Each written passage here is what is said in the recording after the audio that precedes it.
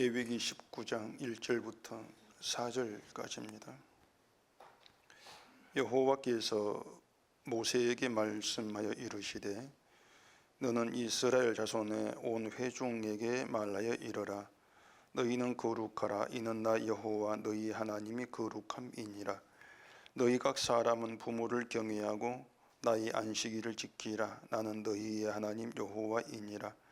너희는 헛된 것들에게로 향하지 말며 너희를 위하여 신상들을 부어 만들지 말라. 나는 너희의 하나님 여호와이니라. 아멘. 기도하겠습니다. 하나님이 우리의 여호와 하나님이라고 말씀하는 이 내용을 볼 때에 우리는 그저 아무것도 아닌 것처럼 흘려듣습니다. 난 이미 하나님을 나의 여호와로 믿고 있다는 것 때문입니다. 하지만 과연 우리가 하나님을 내 여호와로 믿고 있는지를 돌아보게 하시옵시고 진심으로 말씀이 요구하는 성도된 그러한 자로 주 앞에 나오는 저희가 되게 해주시옵소서. 예수님 이름으로 기도합니다. 아멘. 성경을 읽다 보시면은 우리가 지금의 현실에서 경험하지 못한 그런 사건들을 많이 만나게 됩니다. 그 중엔 우리가 흔히 기적이라고 부르는 그런 사건들이 있죠. 홍해가 갈라지고 또 죽은 자가 살아나고 병든 자 고침받고 그런 사건들을 성경에서 우리가 보게 됩니다. 근데 성경에는 이제 그런 기적들만 있는 게 아니죠. 사람이 범죄했을 때에 또 하나님께서 진노하신 일이 있고 또 그로 인해서 수많은 사람들이 죽임을 당하는 그런 사건들도 많이 보게 됩니다. 가령 고라가 이제 반역한 사건이 있는데 그 고라의 반역 그 사건 다음 날 이스라엘 백성이 모세와 아론을 원망한 일이 있습니다. 그 일에 대해서 하나님이 이제 진노하시고 연명을 내리셨는데 그때 죽은 사람이 14,700명이다 이렇게 되어 있습니다. 그리고 또 이스라엘 백성이 광야에서 하나님이 자신들을 애굽에서 인도하여 내어 죽게 한다 그렇게 원망을 한 일이 있는데 그때도 하나님은 이제 불배를 보내 가지고 많은 사람이 몰려 죽게 했다는 그런 기록이 있습니다. 또 시딤이란 곳에서는 역시 또 이스라엘 백성이 모압 여자들과 음행하고 바알보를 섬긴 일이 있는데 그때도 하나님이 진노하셨고 또 그때 연병으로 죽은 사람 24,000명이다 이렇게 돼 있단 말입니다. 이것 말고도 우리가 이 성경에서 이스라엘이 하나님의 진노로 인해서 죽은 사건들이 곳곳에 기록되어 있지 않습니까? 그럼 이제 이런 내용에서 우리가 한 가지 질문을 할 필요가 있는데 이 성경에 이제 그런 일들이 있다면 왜 오늘날에는 그런 구약 때의 일 같은 일이 일어나지 않는가 이런 얘기입니다. 이스라엘에게 진노하신 하나님이 지금도 여전히 세상을 다스리지 않겠습니까? 하나님을 원망했고 음행했던 이스라엘과 지금의 인간이 또 다르지가 않습니다. 지금의 우리도 하나님의 진노를 피할 수 없는 그런 범죄한 자로 살고 있습니다. 하나님을 원망하는 것은 그때 이스라엘이나 지금이나 우리가 같죠. 갑자기 폭우가 내려가지고 평생 힘들게 모은 재산을 다 잃어버렸다, 쓸려 내려갔다 생각해 보세요. 하늘을 쳐다보면서 왜 이런 일이 있게 하는가 원망할 수가 있지 않습니까? 인간 자체가 그렇게 원망하는 그런 존재란 말입니다. 범죄한 존재예요. 그런데 그렇다고 해서 원망한 사람이 다음날 하나님께서 내리신 연병으로 죽거나 또 불뱀에 물려 죽는 그런 일은 없단 말입니다. 음행도 마찬가지죠. 세상에 음행, 간음하는 사람이 어디 한둘입니까? 하나님 믿는다고 하는 사람들 가운데도 간음은 얼마나 있단 말이에요. 그런데 간음했다고 해서 하나님이 죽이시지를 않습니다. 이것이 우리가 지금 살고 있는 현실이다. 이걸 생각하면은 그런 지금 우리가 이 구약의 그런 사건을 어떻게 받아들여야 되는가 이런 문제가 있는 겁니다. 고린도전서 10장에 보면 바울이 이런 문제에 대해서 한 말이 있거든요. 바울이 구약에 있었던 그런 사건들을 하나하나 이제 얘기하면서 우리는 그들과 같이 음행하지 말자. 또 우리는 하나님을 시험하지 말자. 우리는 그들처럼 원망하지 말자. 이런 말이 있습니다. 그리고 이스라엘 그들에게 일어난 그 일이 본보기가 되고 우리를 깨우치기에 기록되었다. 이렇게 얘기를 하고 있단 말입니다. 보통 그 본보기가 되었다 이렇게 말할 때에는 너희도 이들처럼 하나님 원망하거나 간음하면 하나님이 진노로 죽임을 당한다는 것을 미리 보여주는 의미에서 본보기, 우리 그렇게 이해하지 않습니까? 그래서 하나님 원망에서 죽은 이스라엘처럼 우리도 하나님 원망하면 죽는다는 걸 좀 알라, 그런 의미의 본보기란 말입니다. 그렇다면 구약의 그런 일들이 정말 지금 우리에게 본보기가 되려면은 지금도 그때와 똑같은 일이 일어나야 한단 말입니다. 그래야 본보기라고 할 수 있지 않겠습니까? 하나님 원망한 사람은 다 죽어야 되고 간음한 사람 죽어나가야 돼요. 그래야 우리는 그렇게 하지 말자, 본보기구나, 그렇게 알 수 있단 말이죠. 그렇게 했을 때 사람들이 죄를 짓지 않으려고 하지 않겠는가, 이런 생각을 할 수가 있는데, 근데 말씀드린 것처럼 우리 현실이라고 하는 것은 원망에도 간음에도 죄를 지어도 멀쩡하게 살아가더라는 얘기입니다. 아무 일이 없는 거예요. 그렇다면 바울이 말한 그 본보기는 뭐고 또 뭘 본보기로 삼아야 하는가? 근데 이런 문제가 있게 되어지는 거죠. 고린도전서 10장을 보십시다.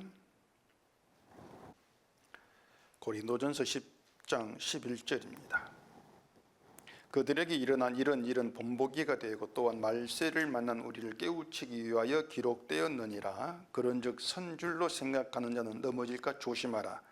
사람이 감당할 시험 밖에는 너희가 당한 것이 없나니 오직 하나님은 미쁘사 너희가 감당하지 못할 시험 당함을 허락하지 아니하시고 시험 당할 즈음에 또한 피할 길을 내사 너희로 능히 감당하게 하시느니라. 이런 내용인데, 이 사람들이 그 자기 위주로 그 성경을 잘못 해석하는 것 중에 하나가 13절입니다. 하나님 우리를 시험하는 그런 분위기긴 하지만은 우리가 감당할 수 없는 시험을 주시지 않고 반드시 감당할 만한 시험 주신다, 이렇게들 해석하지 않습니까? 그리고 그 시험인 또한 피할 길을 내셔서 감당케 한다, 이렇게 해석을 하면서 시험 당한 일이 있을 때에 낙심하지 말고 하나님 의지하고 믿고 인내해라, 이런 말들을 많이 하게 되는 것이죠. 그러면 그런 시험이 앞에서 말한 그 본보기, 이스라엘이 본보기가 된다, 이런 내용과 어떻게 연결되어 되는가, 이런 점들도 생각해야 되는데 그런 생각들을 도무지 하지를 않습니다. 그러니까 이스라엘에게 일어난 일이 본보기가 된다, 이런 말을 빼버리고 늘 성경을 보는 것이죠. 그래서 구약이 왜 있는지, 우리에게 구약이 뭘 지금 말해주고 있는지, 그런 거에 대한 이해는 없고 그냥 읽어 나가다가 뭔가 이게 교훈이 될 만해, 그런 구절만 받아들인단 말입니다. 이게 한 뜻이다 그러면서. 그러면 이제 그 교훈이 되는 내용을 가지고 이렇게 살자, 이렇게들 얘기하지 않습니까? 오늘 본문도 예외가 아닌데 1절 봐보십시다. 본문에 여호와께서 모세에게 일러 가라사대 너는 이스라엘 자손의 온 회중에게 고하여 이르라. 너희는 거룩하라. 나 여호와 너희 하나님이 거룩함이니라. 이 내용에서 사람들은 하나님이 거룩하니 그 하나님이 하나님 백성들에게도 너희도 거룩해야 돼, 그렇게 말씀해서 명령이야, 그런 뜻으로 이제 받아들이는 거예요. 그러면 우리가 거룩하게 살자, 이렇게 나가게 되는 것인데, 그러면 이제 무엇이 거룩한 것인가, 이런 물음으로 이어지게 되는데 그 답을 3절 4절의 사람들이 또 본단 말입니다. 3절 보십시다. 너희 각 사람 부모를 경외하고 나의 안식일을 지키라. 나는 너희 하나님 여호와니라. 너희는 헛것을 위하지 말며 너희를 위하여 신상들을 부어 만들지 말라. 나는 너희 하나님 여호와이니라. 여기에서 거룩한 것에 해당되는 걸 세 가지로 말합니다. 부모 공경, 안식일, 우상. 그래서 그렇게 살면 거룩하신 하나님 믿고 섬기는 성도다운 거룩한 삶이다. 그렇게들 연결해가지고 생각을 한단 말입니다. 그런데 그렇게 보면은 이 거룩의 문제가 생각보다 쉽고 간단해요. 어지간한 사람이라면은 난 부모를 공경한다 이렇게 말할 것이고, 또 안식일 문제는 뭐 주일 잘 지키면 돼 이렇게 생각할 것이고, 우상이야 뭐 교인들이라면은 다른 신 믿지 않고 교회만 성시 다니면서 난 하나님 믿고 있다 이렇게 생각하고 자신하지 않겠습니까? 그럼 거룩의 문제가 너무너무 쉽단 말입니다. 그리고 거기에다 윤리 도덕을 좀 집어넣으면은 거룩하라 이런 말에 대해서는 크게 신경 쓸 문제가 아니다, 이런 반응을 보이는 경우가 굉장히 많아요. 사실로 부모 공경, 안식일, 뭐 우상 이것만 놓고 생각한다면은 거룩이라는 이 말이 큰 부담이 안 되잖아요. 어려운 게 없다 생각하지 않겠습니까? 그런데 그것을 가지고서 거룩의 문제가 해결되었다, 또 거룩하게 산다 이리 생각한다면 참 곤란한 얘기가 되는 것입니다. 일단 성경은요 모든 사람에게 똑같이 적용하는 거죠. 성경은 이 성경이라고 하는 것이 각각 처한 환경과 삶에 따라서 이 사람은 이렇게 저 사람 저렇게 다르게 적용되는 문제가 아니란 얘기입니다. 똑같이 적용돼야 돼요. 그렇게 봤을 때에 부모 공경만 놓고 생각해 보십시다. 부모가 살아있는 사람이라면요 부모 공경을 뭐 적용할 수 있다 할지라도, 그렇지 않은 사람은 이 부모 공경 어떻게 해야 되겠습니까? 해당이 안 되잖아요. 공경할 부모가 없는데, 부모가 죽고 없다, 어릴 때부터 고아인 사람이, 그런 사람에게는 부모 공경하라 이게 해당이 안 되는, 하고 싶어도 할 수 없는 그런 문제란 말입니다. 또 자식으로 있다가 뭐 나이가 들고 결혼해가지고 부모가 된 사람, 그런 사람은 또 이 구절이 어떤 입장이 되겠습니까? 대개 보면은 부모가 자식에게 이런 성경 구절 내밀면서 부모 공경이 뭐 하나님 뜻이고 거룩한 삶이 네가 나를 공경해 아빠가 하는 그런 용도로도 많이 쓰거든요. 그러면 어떤 사람은 부모 공경은 빼고 뭐 안식일과 우상 문제만 지키면 되고, 어떤 사람은 부모 공경까지 포함해 지켜야 되고, 이게 거룩이야. 그렇게 말할 수 없거든요. 그렇게 되면 이 성경을 자꾸 사람의 어떤 그 따라서 어떤 사람은 더하고 어떤 사람은 빼고 그런 결과가 되어진단 말입니다. 그런데 또 이 거룩하라는 말에 대해서 생각해야 될 문제 또 하나 있습니다. 자, 너희는 거룩하라는 이 말씀이 오늘 우리에게 또 주시는 하나님 말씀이라는 게 분명하지 않습니까? 우리에게도 거룩해라 그 말씀이란 말입니다. 그러면 이 거룩의 문제를 우리가 실천해야 될 것으로 받아들인다면 그건 지금 우리가 거룩하다는 얘기입니까? 거룩하지 않다는 얘기입니까? 문자대로 따져본다면 거룩하지 않은 사람에게 거룩해져, 거룩하라 이런 의미가 되어지는 거예요. 그런데 성도는 이미 예수 안에서 거룩함을 입은 사람이다 이렇게 봤을 때에 성도는 거룩한 사람이기 때문에 거룩하라 그런 말에 해당이 되지 않지 않습니까?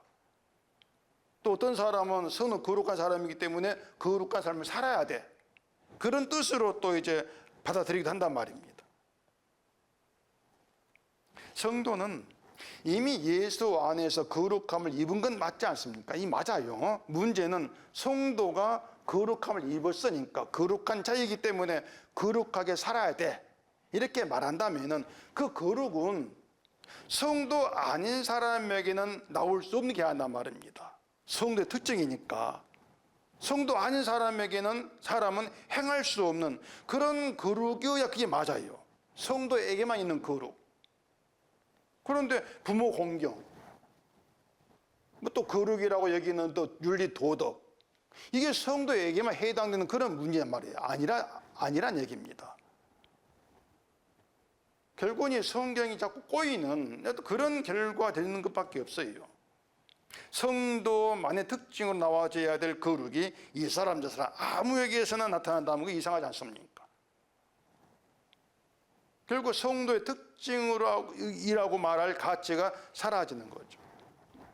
그래서 뭐 주일 잘 지키면 거룩한 성도로 사는 것이다, 우상을 섬기지 않으면 거룩한 성도로 사는 것이다, 이런 것들이 자꾸 이 거룩의 가치를 훼손하고 이 거룩을 정말 시시한 것으로 만들어 버린다는 그런 점에서 성경이라고 말할 수 없다는 얘기입니다. 그래서 이 거룩을 이해하려면은 아까 말씀드린 것처럼 바울이 말한 이스라엘이 본보기가 된다. 그 말을 좀 잘 이해할 필요가 있어요. 이스라엘에게 있었던 그 사건이 지금 우리와 상관없는 과거 일이라면은 본보기가 된다. 이 말이 성립이 안 되거든요. 지금 현재 우리에게 있는 일이야. 그런 점에서 본보기다. 그런 말을 한단 말입니다. 근데 말씀드린 것처럼 우리가 뭐 하나의 원망하고 음행을 해도 불병에 물리고 연병으로 죽는 그런 일은 없단 말이에요. 그냥 멀쩡하게 잘만 살고 있단 말입니다. 그렇다면 그때 과거 이스라엘과 지금 우리가 같은 현실로 만나려면은 이스라엘은 죄로 인해 죽었고 난 살아있어 지금. 이것 말고 그때나 지금이나 변하지 않는 현실을 차지하는 것입니다. 이스라엘과 지금 우리가 똑같은 현실을 찾아야 돼요. 그 현실이 뭔가 하면 바로 죄에 대해 진노하는 하나님입니다. 그럼 그때나 지금 똑같은 현실이거든요. 하나님이 원망한 사람, 간음한 사람 죽였습니다. 그러면 지금 우리가 믿는다고 하는 하나님은 원망에도 간음에도 봐주고 넘어가는 그런 분으로 바뀌었어. 이렇게 말할 수 없죠. 똑같은 하나님이란 말입니다. 근데 우리가 죽지 않고 살아있거든요. 이스라엘 똑같이 원망을 하고 살고 있고 간음하고 살고 있는데 안 죽는다. 진노 하나님인데 이걸 우리가 간과하면 안 된다는 얘기입니다. 그러니까 죄에 대해 진노하시고 죽이시는 하나님 이걸 빼버리면 그건 하나님이 아니에요. 그게 우상이에요. 하나님이 될 수 없단 말입니다. 근데 사람들은 사건만 생각해. 사건만 하나님 빼버리고 옛날 이스라엘에 있었던 사건 이스라엘이 우상 섬겨가지고 진노로 많은 사람이 죽었어. 이런 사건만 생각하면서 지금 우리는 안 죽는다? 그런 가운데서 마치 하나님이 안 계신 것처럼 그렇게들 간주해버린다는 얘기입니다. 이게 이제 성경을 잘못 보고는 경우가 되는 것인데, 자, 아까 그 고린도서 10장 다시 보십시다. 10장 8절입니다. 그들 중에 어떤 사람들이 음행하다가 하루에 2만 3천 명이 죽었나니 우리는 그들과 같이 음행하지 말자. 그들 가운데 어떤 사람이 주를 시험하다가 뱀에게 멸망당하였나니 우리는 그들과 같이 시험하지 말자. 그들 가운데 어떤 사람들이 원망하다가 멸망시키는 자에게 멸망하였나니 너희는 그들과 같이 원망하지 말라. 자, 어떤 사람들이 음행하다가 하루에 2만 3천 명이 죽었습니다. 그리고 하는 말이 우리는 그들과 같이 음행하지 말자 이렇게 말하는데, 이 말을 바꾸고 생각해 보세요. 음행하지 말자 했는데 만약 음행을 하면 어떻게 한다는 얘기입니까? 음행하면은 하루에 2만 3천 명이 죽은 그때 그들처럼 죽는다 그 뜻이지 않습니까? 음행하면 죽어. 어떤 사람들이 주를 시험하다가 뱀에게 멸망을 했다. 따라서 우리도 주를 시험하면은 뱀에게 멸망받게 돼. 이런 말이지 않습니까? 주를 시험하는 게 뭔가 하면은 나의 믿음과 내 열심 행함으로 주의 사랑 의를 확인하려고 하는 거예요. 내가 이렇게 하면 복 받겠지. 이게 주를 시험하는 거란 말입니다. 내가 하나님을 열심히 믿고 섬기는데 하나님 나를 사랑해서 복 주지 않겠는가? 이게 주를 시험하는 것이거든요. 그러니까 나에게 내가 잘 되는 것에 믿음의 목적과 이유를 두고 하나님 찾는 거예요. 그래서 하나님의 사랑도 은혜도 함께 하심도 모두가 다 나의 목적이 이루어지는 것, 내가 원한 바 되어지는 거기에서 확인하려고 한단 말입니다. 그러니까 사람들이 그렇게 주를 시험하는 자로 주를 잡고 있지 않습니까? 난 주를 시험하지 아니한다 이렇게 말할 자가 없다는 얘기예요. 원망하면 멸망시킨 자에게 멸망당한다. 따라서 우리가 죽지 않으려면 음행 없어야 되고 시험 원망이 없어야 되는데 우리가 그렇게 살지를 못한다는 얘기입니다. 안 되는 거예요. 그런데 하나님이 죽이시지 않고 살게 한다? 그 이유가 뭐냐는 얘기입니다. 죄를 지었자면 봐줄게.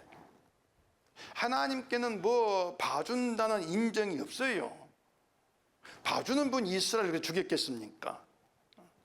죄에 대해서만큼은 아들을 십자가에 저주를 잊게 할 정도로 죄는 용납하지가 않습니다. 봐주는 법이 없어요. 저주 심만 그대로란 말입니다. 그런데 우리는 왜 안 죽이지? 왜 멀쩡히 살게 하시지? 그게 뭔가 하면은요, 뭐 죄 짓지 말고 원망하지 마 그 뜻이 아니고요, 하나님 나올 때에는, 그러니까 너희가 이스라엘처럼 원망하는 자야, 주를 시험하는 자야, 그게 너희야. 그렇다면 너희가 하나님께 나올 때에는 죄로 인해 죽임을 당할 자로 나오라 그 뜻입니다. 딴 거 없어요. 너희 자신이 이런 존재를 잊지 말고 죽임을 당할 자, 그렇게 나오란 얘기입니다. 바로 이것이 바울이 말한 번복의 의미, 번복이다. 이스라엘은 번복이야. 그 말이 뭐냐? 너희가 죽임을 당할 자를 보여주고 있어. 그렇게 나와야. 그리고 우리도 이스라엘처럼 죽임을 당할 자란 것이지, 이스라엘처럼 되지 않으려면 조심해, 이런 차원의 얘기 아니란 얘기입니다. 지금의 기독교인들의 신앙생활에서 사라지고 있는 게 바로 그거예요. 이 자신을, 늘 이게 문제인, 자기를 하나님의 손에 죽임을 당할 자로 바라보는 게 없단 말이에요. 이게 없어요, 이것이. 그렇기 때문에 나만 잘하면은 뭐 하나님과 관계가 좋아지고 복 받겠지, 늘 이런 생각이지 않습니까? 내가 잘하면 하나님 관계가 좋아질 것이야. 이유는 뻔하죠. 관계가 좋아지면 내가 원하는 걸 받을 것이라. 그 생각 아니겠습니까? 이스라엘과 똑같이 원망하고 내 욕망을 따라 살고 하나님 섬긴다고 하지만 결국 내가 원한 걸 얻고자 하는 그 목적이 나에게 전부란 사실을 바라보지를, 그걸 간파하지를 못합니다. 그 사실을 들어가지를 못해요. 그렇기 때문에 그런 우리를 보게 하기 위해서 본보기로 삼는 게 이스라엘이다.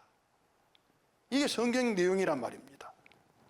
이스라엘과 똑같은 인간이면서도 하나님께 죽임을 당해야 돼. 그 사실을 간과하고 있는 거죠. 그러다 보니까 내가 잘하면은 뭐 하나님 날 구원하고 복 주겠지, 이런 오해를 가지고 한 잡고 있는 거예요. 이스라엘이 징계를 받고 몇만 명이 죽은 건 다 그들의 그 죄 문제 때문이고, 나는 하나님 바르게 믿고 있기 때문에 그런 징계가 없어. 그것처럼 오해가 없습니다. 사람들이 그렇게 하나님 오해하는 가운데에서 하나님 믿는다 이러고 있거든요. 근데 바울이 그런 우리에게 말하고자 하는 것은, 우리가 무엇을 한다 할지라도 결국은 하나님에서 죽임을 당할 자라는 사실을 좀 알아, 그겁니다. 우리가 뭐 신앙생활 잘하고 있어? 네가 잘한다고 말한 게 있어? 그렇다고 해도 죽임을 당할 자야. 왜? 너에게 원망이 있잖아. 널리 주를 시험하는 그런 자로 나오고 있잖아. 그걸 얘기하는 거죠. 그런데 사람들은 내가 잘하면 되겠지, 이게 뭔가 바울이 말한 것처럼 자기를 선줄로 생각하는, 선줄로. 선줄로 생각한다는 것은 내가 넘어진 자라는 사실을 모른다는 얘기입니다. 그냥 난 섰어, 이것이 아니고 내가 넘어진 게 인간이 난데, 그런 나를 모른다는 거죠. 이게 기독교인들의 공통적인 모습입니다. 자기를 넘어진 자로 보지 않는 거예요. 넘어진 자로. 죄에 걸려 넘어진다 말이 있거든요. 죄에 걸려 넘어진다. 우린 늘 죄에 넘어지거든요. 일어섰다고 말할 수가 없는 거예요.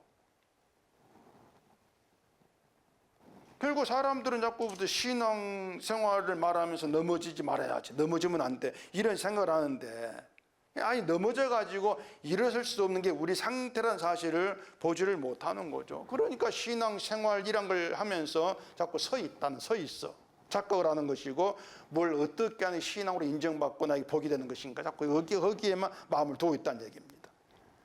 근데 부모 공경, 안식일, 우상, 그런 내용들도 그런 시각으로 바라보는 거죠. 내가 이렇게 하면 되겠나. 그러니까 거룩하게 살자, 거룩게 짓자, 이런 생각들이 자기를 거룩하게 될 수 없는 넘어진 자로 보지 않는 가운데 나오는 인간의 생각이다, 이런 얘기입니다. 그래, 기독교인들의 잘못된 생각은요, 내가 행동을 좀 바르게 고치면은 믿음의 사람 인정되지 않겠는가, 이게 잘못된 겁니다. 정말 잘못된 겁니다. 아무리 고친다고 해봐야 넘어진 자인데, 그걸 놓치는 거죠. 그래서 성화라는 것도 그렇게 주장을 하는 거죠. 성화도 내가 선 줄로 생각하는 거예요. 그러면서 선 상태에서 뭐 주를 향해 더 가깝게 나아가고 뭐 그걸 성화로 보지 않겠습니까? 이게 인간의 욕망인데 그걸 모르고 있어요. 따라서 이스라엘이 당한 일이 본보기가 되어가지고 내가 누구인가 이걸 알게 되어지면, 깨닫게 되어지면 결국 내가 넘어진 자로 보이게 되어진다. 그 얘기입니다. 이게 바울이 말한 고린도 교회 넘어진 자들이에요. 넘어진 자들. 우리도 마찬가지고 넘어진 자란 말입니다. 교인 100명인데 뭐 누구는 넘어지고 누구는 서 있고 그건 없습니다. 모두가 넘어진 자입니다. 이걸 보는가 못 보는가, 그 넘어진 자 자기를 인식하는가 못 하는가, 이 문제인 것이지. 누가 서 있어 선자가 돼야지 이런 말이 나온다는 것은 결국은 사탄의 성품이 나오는 꼬임이죠. 미혹이죠, 그것이. 그래서 넘어져서 일어설 수 없는, 그렇기 때문에 내 힘 가지고 넘어져 있는 내가 어떻게 이렇게 나가겠습니까? 내가 내 힘으로, 내가 내 발로 걸어서 하나님께 나아갈 수가 없고 그냥 죽임을 당해야 될 자, 그게 나야. 그렇게 보게 되어지는 것이 바로 거룩하라, 그 말씀 의미예요. 그게 거룩이라는 얘기입니다. 이해가 안 되죠. 거룩, 그럼 내가 뭔가 해야 되는데 넘어진 상태에서의 거룩 누가 이해하겠습니까? 그런 점에서의 거룩이라고 하는 것은 전 다른 세계의 얘기예요. 우리가 생각하는 그런 세계가 아니고 우리에게 행하고 이루는 그런 문제로 보지 않아야 한다는 얘기죠. 거룩을. 또 거룩에 대한 얘기가 또 있는데 베드로전서 1장 보십시다. 베드로전서 1장 14절입니다. 너희가 순종하는 자식처럼 전에 알지 못할 때에 따르던 너희 사욕을 본받지 말고 오직 너희를 부르신 거룩한 이처럼 너희도 모든 행실에 거룩한 자가 되라. 기록되었으되 내가 거룩하니 너희도 거룩할지어다 하셨느니라. 자, 모든 행실에 거룩한 자가 되라, 이 말이 있는데 문제는 어떻게 해야만 우리가 모든 행실에 거룩하다 이런 말을 들을 수가 있느냐고 하는 거죠. 그리고 또 우리가 모든 행실에 거룩한 자가 되지 않으면 또 어떻게 되는가? 모든 행실에 거룩한 자가 되지 않으면 뭐 구원받지 못하고 지옥 가는가? 여러분, 성경에는요 거룩한 자가 되지 못하면 하나님 지옥 보낸다 이런 말이 없어요. 왜 그런가 하면은 우리가 거룩한 자가 된다고 하는 것은 우리가 하는 것이 아니고 우리를 부르신 하나님 하신 일이라 그 말입니다. 거룩이라고 하는 건 우리가 하는 일이 아니고 하나님께서 이루신 일이에요. 그런데 하나님이 택한 자기 백성을 거룩한 자라고 만드시는데 실패가 있겠습니까? 없죠. 완벽한 성공이죠. 그러니까 우리의 행실이 어떻든 간에 하나님은 택한 자기 백성을 거룩한 자가 되게 만들어냅니다. 넘어진 상태에 있는 불구하고 거룩하다고 여김받게 하는 거예요. 이게 성도란 말입니다. 그러니까 성도는 넘어진 상태에서 넘어진 자로서 거룩할 입은 자예요. 그게 성도란 얘기입니다. 그 거룩이 예수의 피로 이루어지지 않습니까? 인간과 상관없이. 이런 내막을 알지 못한 사람 자꾸 내 힘으로 일어서야 돼. 일어서려고 하고 일어섰다고 생각한단 말입니다. 교회를 잘 나오고 일에 열심히 있는 그런 자기를 보면서 자기가 넘어진 상태의 인간인 걸 모르죠. 이게 아까 말씀드린 것처럼 이스라엘이 본보기 되지 않는 거예요. 그래서 모든 행실에 거룩한 자가 되라고 하는 것은 어떤 행실에 대해서도 내가 믿음에 서서 하나님을 찾고 믿는 것으로 생각하지 말라는 얘기죠. 어떤 행실에 대해서도. 기도를 한다, 뭘 한다 할지라도 내가 믿음에 서가지고 이런 행실 나타내고 내가 하는 찾고 있어. 그렇게 생각하지 말라는 얘기입니다. 행실을 따진다면 이스라엘처럼 그냥 죽임을 당해야 될 존재, 이게 전부입니다. 그게 인간 행실이죠. 그렇기 때문에 그런 나에게 거룩이라고 하는 건 오로지 주의 피로 이루어진 주의 이름을 믿는 것, 이것이 모든 행실에 거룩한 자가 되는 거예요. 내 행실로 되는 것 없습니다. 난 그 주 안에 있을 뿐입니다. 이게 거룩이죠. 그래서 거룩은요, 행실을 고치는 것이 아니고 마음이 바뀌는 것입니다. 나에 대한 마음이 바뀌는 겁니다. 이게 거룩에 해당되는 것입니다. 나를 바라보는 내 시각, 나에 대한 마음이 바뀌는 거죠. 그렇게 시작하는 거룩이에요. 만약에 나를 바라보는 마음이 바뀌지 아니한다면은 내가 행한 행실을 믿음의 증표로 내세우지 않겠습니까? 자랑으로.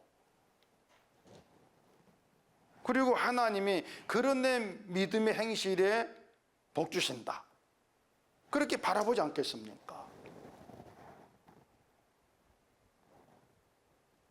이게 이제 인간의 이제 잘못된 그런 생각들이죠. 성경을 자꾸 내 중심이 내 이주로 바라보기 때문에 그런 해석들이, 이해들이 나올 수밖에 없는 거예요.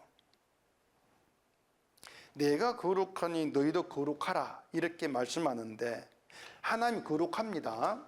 거룩한 하나님인데 그 거룩한 하나님이 자기 백성 함께한다, 그렇게 했을 때 그냥 함께하는 게 아니에요. 거룩한 하나님이 자기 백성 함께 하시려면 그 백성을 먼저 어떻게 만들어야 됩니까? 거룩한 자로 만들어야 되죠. 그렇지 않습니까? 그래야만이 거룩한 하나님과 함께 할 수가 있는 거예요. 거룩해지지 않으면 하나님 함께 하지 못해요. 그리고 하나님은 자기 백성 함께 하기 위해서 먼저 자기 백성 거룩하게 만드신다는 겁니다. 그런데 이스라엘 스스로 거룩해질 수가 없다는 것이죠. 그들이 한 일은 원망이고 음행이고 시험이 전부란 얘기입니다. 그런 이스라엘에게 하나님 함께하기 위해서, 이스라엘을 거룩한 자 되게 하기 위해서 그들 가운데 두신 것이 구약이 뭡니까? 성전이죠. 거룩한 자 되게 하시려고 성전 나와가지고 제물이 피 흘리고 죽는 거, 이걸 보면서 하나님 이스라엘을 누구로 보시는지, 어떻게 보시는지 보라, 그 얘기입니다. 그렇게 보면은 성전에서 죽은 제물이 이스라엘 본복이죠. 저에게는 본복이. 너 이렇게 죽을 자야. 그리고 제물의 그 피를 믿는 그 피가 우리의 용서가 되고 그 피로 말미암아 주님께 나갈 수가 있다는 그런 점에서 거룩은 제물의 피로 되어진다. 이걸 성경에 이스라엘부터 나타내고 보이고 있단 말입니다. 그래, 피 앞에서 자기를 심판 존재로 보는 것이고 결국은 그런 내가 여호와를 기쁘게 할 수 있는 건 아무것도 없다, 다만 저주가 전부야, 그 사실 가운데에서 주의 피로 거룩할 입었다, 이렇게 나와지는 게 성도됨이란 얘기입니다. 그래, 성도의 거룩은 주의 피예요. 아까 고린도서 10장에 시험에 대한 내용이 있었죠. 제가 다시 읽어보면은 사람이 감당할 시험 밖에는 너희가 당한 것이 없나니 오직 하나님 미쁘사 너희가 감당하지 못할 시험 당함을 허락하지 아니하시고 시험 당할 즈음에 또한 피할 길을 내사 너희로 능히 감당하게 하시느니라, 이 내용인데, 이 사람들은 시험 당한다, 시험을 자꾸 내가 어떤 어려운 일을 겪는 것으로 생각을 해요. 어려운 일을 겪어가지고 믿음이 흔들리는, 이게 시험이야, 그렇게도 생각하는 것이죠. 그래서 어렵고 힘든 일이 있을 때 하나님 나의 믿음을 시험하고 있다, 이렇게 생각하면서 하나님 준 시험을 감당하지 못할 게 없어, 또 피할 길 주신다, 이렇게들 이제 해석한단 말입니다. 그래서 하나님 준 시험을 잘 통과하면 믿음이 한 단계 또 발전해, 뭐 이런 말도 하는데, 이게 뭔가 하면 하나님 이스라엘을 어떻게 하셨는가, 본복이 자꾸 이걸 놓치는 거예요. 본복이라는 것을. 구약을 자꾸 생각하지 않으니까 인간은 실패를 모르죠. 실패를 모르기 때문에 믿음을 자꾸 내가 잘하면 되는 것으로 자꾸 받아들인단 말입니다.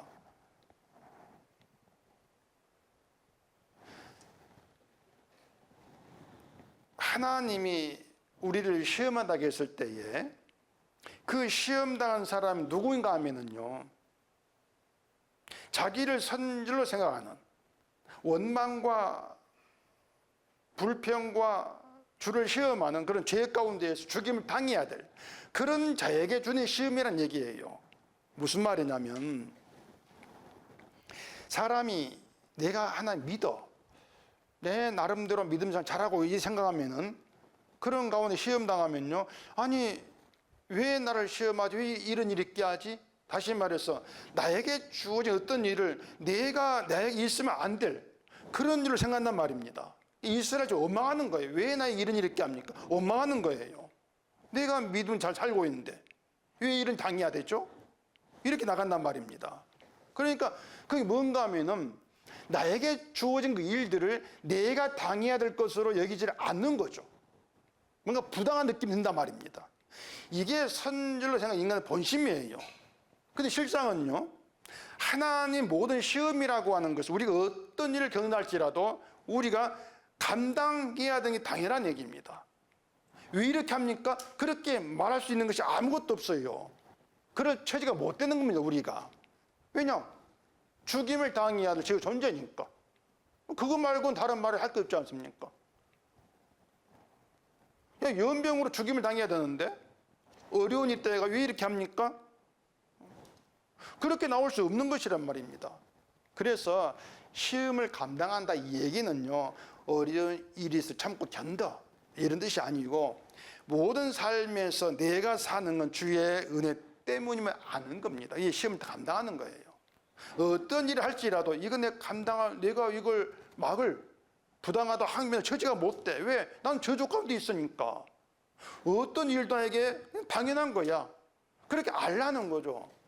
이게 시험 감당하는 거예요. 저주받을 자란 그 점에서. 그래서 하나님이 내신 피할 길이 예수님이 되는 거죠. 피할 길이. 예수께 피하면 뭐 어려운 물러가는 뜻이 아니에요. 시험에서 넌 이런 시험 받는 게 당연하잖아. 너 할 말이 없어. 넌 저주받은 자니까.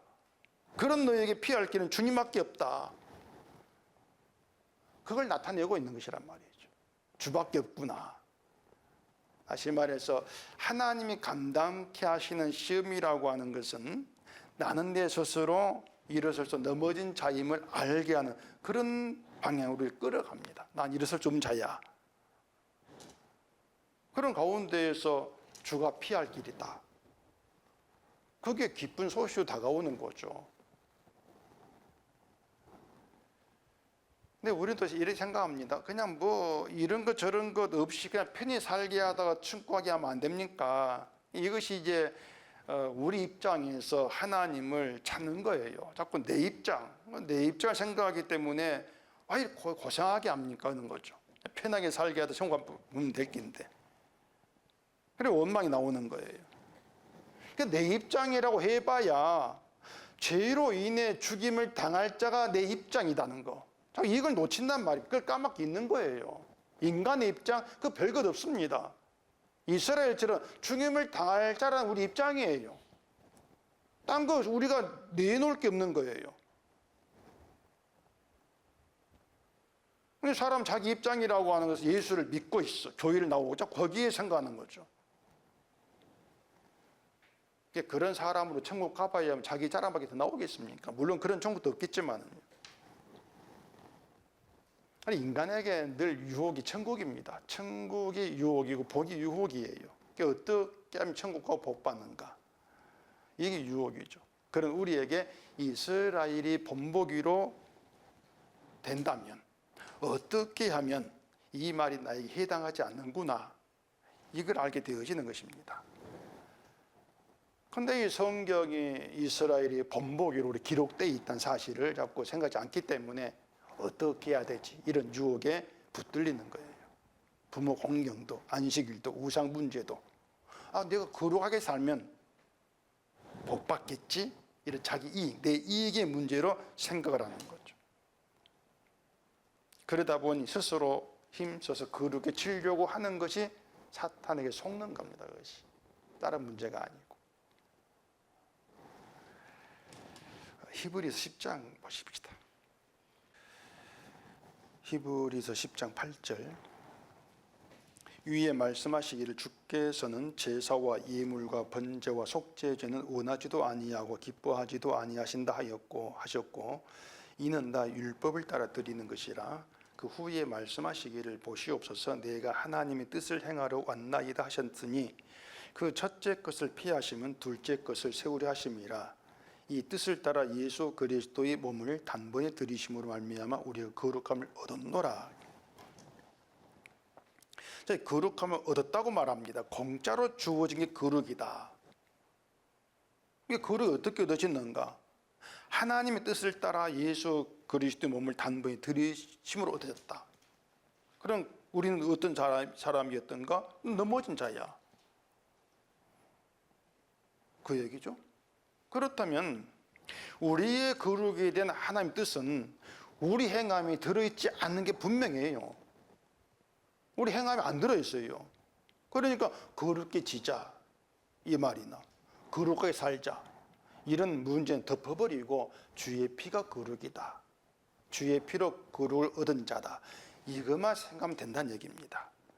예수 그리스도 안에서 거룩함을 얻은 자, 이게 성도. 이 점을 생각하면 되는 거죠. 그래서 예수 안에는 정죄함이 없어요. 우리 죄를 하나님 예수님께 물었기 때문에 우리에게 죄를 묻는 일이 없단 말입니다. 그러니 어떻게 살아야 되지? 뭐 이런 건 헛된 생각이죠. 그냥 주 안에서 나에게 거룩이 되시는 주의 피에 감사하면 되는 거예요. 이런 말들 우리가 그거 내가 잘 알고 있는데 뭐 그런 생각을 하기 쉽습니다. 그런데 안다는 거 아무 소용이 없어요. 사실은요. 알아도 원망이 나오지 않습니까? 알아도. 이게 몰라서 원망하는 게 아니에요. 잘 알아도 원망이 나와요. 그렇잖아요. 성경을 뭐 100번 읽고 1000번 읽고 하나님이라고 예수 알아도 원망은 튀어나오더라. 그래서 늘 이 성경이 본보기가 되어가지고 나를 돌아보게 한다. 이 점을 생각해야 한다는 것입니다. 우리가 세상을 살아가면서 이런저런 일을 겪게 되는 것도 다 나에게 원망이 나오게 해서 내가 어떠한 자인가를 보게 하시는 것. 그렇게 해서 내가 믿는다고 했던 모든 것이 가짜였다. 이걸 깨닫게 하는 하나님 일이라 그 말입니다. 믿음이 가짜라면 우리가 당해야 되는 것은 심판밖에 없어요. 믿음이 가짜라면. 그러니 늘 가짜라는 게 발각이 돼야 돼요. 이게 하나님의 신실한 일이란 말입니다. 우리를 그냥 주 안에 있게 하기 위해서, 거룩 있게 하기 위해서. 그렇게 내가 당해야 하는 게 심판밖에 없다. 그랬을 때에 하나님이 준 피할 길이 예수란 사실을 보게 하는 것이고 그 예수님이 피할 길 되셔서 주 안에 함께하게 되는 것이 바로 복 안에 있는 것이다. 이런 사실을 깨닫게 만드는 거예요. 그렇게 주님을 자랑하게 만드는. 에베소서에 보면 인간을 본질상 진노의 자녀라고 얘기하죠. 본질이 진노의 자녀라고 하는 것은 변하지 아니하는 그 뜻입니다. 진노의 자녀라는 사실은 변하지가 않습니다. 때문에 그 진노의 자녀 인간 내놓는 것도 더러운 것이에요. 하나님께 진노가 되는 그게 전부란 얘기입니다. 진노의 자녀인데 내가 하나님 믿습니다. 이렇게 나온다? 그거 더러운 거죠. 그렇게 더러운 자가 주의 피 덕분에 거룩한 하나님 함께 해주시는 거룩함이 있게 되었다. 이게 복음입니다. 이 복음은 인간의 행함의 가치를 두지 않고 완전히 분리해버린다는 그 점에 복음의 가치가 있는 거예요. 분리해버린다. 우리 행함과 주의 행을 분리해버린다. 그래서 그 복음이 우리 들어오게 되어지면 내가 더럽구나. 이걸 알게 돼요. 내 행함이라는 거 헛된 것이구나 알게 된단 말입니다. 그런데 그렇게 내가 더러운 자임을 알게 되는 것이 날 편하게 만들어요. 이상하죠. 내가 더럽다 알았는데 이게 편해진다. 이게 더러운 존재라면은 내가 힘쓸 게 사라지니까 그게 평안이에요. 내가 어떻게 살까? 나를 돌아볼 게 없으니까. 그냥 주만 바라보면 되는 거죠. 주님만 생각하면. 그 주 안에서 주의 피로 이루어진 거룩을 생각하고 살아가는 것. 이게 성도됨이라는 것. 이걸 돌아보시고 늘 우리를 주 안에 있게 하셔서 주의 거룩을 바라보게 하시는 하나님 일하심. 이게 우리를 거룩한 이 땅에 살게 한다. 이 사실에 감사한 우리가 되기를 바랍니다. 기도하겠습니다. 우리 아버지 하나님, 이스라엘이 본보기가 되어서 우리를 돌아보게 되어지면 남는 건 저주밖에 없습니다. 이스라엘처럼 심판을 당할 자입니다. 그런 우리가 살고 있는 것은 내가 주를 믿어서가 아니고 주의 은혜 덕분에 사실 알게 하시고 늘 주 안에 되어진 그 거룩, 오직 그 거룩만 바라보고 주님께 감사함이 있는 저희가 되게 하시옵소서. 예수님 이름으로 기도합니다. 아멘.